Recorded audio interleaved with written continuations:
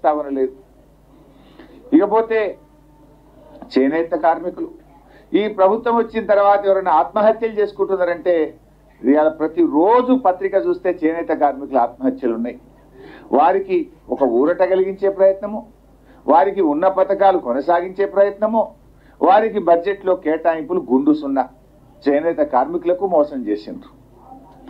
హైదరాబాద్ అభివృద్ధిని గత ప్రభుత్వం నిర్లక్ష్యం చేసింది అంటే కళ్ళుండి కూడా చూడలేని కబోదులు అట్లా మాట్లాడతారు. అసలు అది మాట్లాడే మాటని అది బడ్జెట్లో ప్రస్తావిస్తే హైదరాబాద్ ప్రజలు నవ్వుకుంటారు.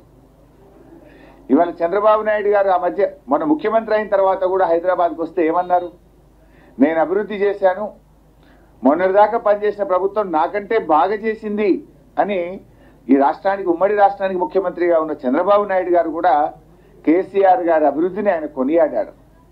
ఆయన కూడా చెప్పారు, లోకం మొత్తం మెచ్చింది. ఇప్పుడు ఎక్కడో ఉన్న రజనీకాంత్ కూడా హైదరాబాద్కి వస్తే సూపర్ స్టార్ రజనీకాంత్ నేను హైదరాబాద్లో ఉన్నానా న్యూయార్క్లో ఉన్నానా అన్నాడు. గా రజనీలకు అర్థమైంది కానీ కాంగ్రెస్ గజనీలకు ఇంకా అర్థమైతలేదు.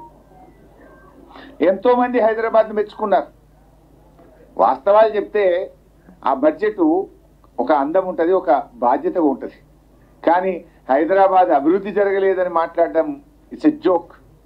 అందుకే కదా హైదరాబాద్లో మొత్తం సీట్లు మమ్మల్ని గెలిపించి మేము ఒక్క సీటు కూడా ఇవ్వలేదు. కాంగ్రెస్ ప్రభుత్వం ఏ రంగంలో కూడా విజన్ లేదని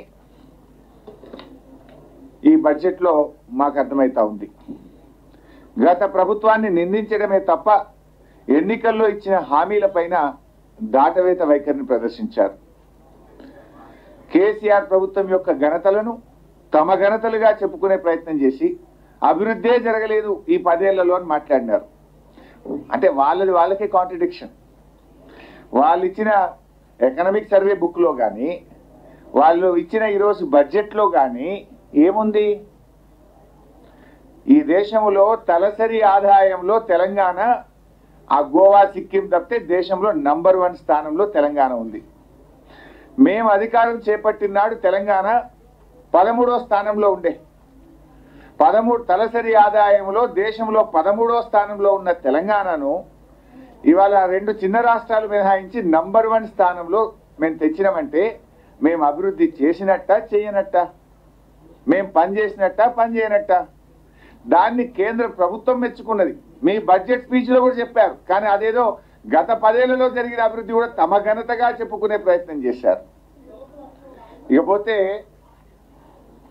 ఆ తలసరి ఆదాయం కూడా చూస్తే కేంద్ర ప్రభుత్వం అంటే జాతీయ తలసరి ఆదాయం కంటే తెలంగాణ రాష్ట్ర తలసరి ఆదాయం 1,64,063 రూపాయలు ఎక్కువ. ఈ రాష్ట్ర పౌరుడి యొక్క తలసరి ఆదాయం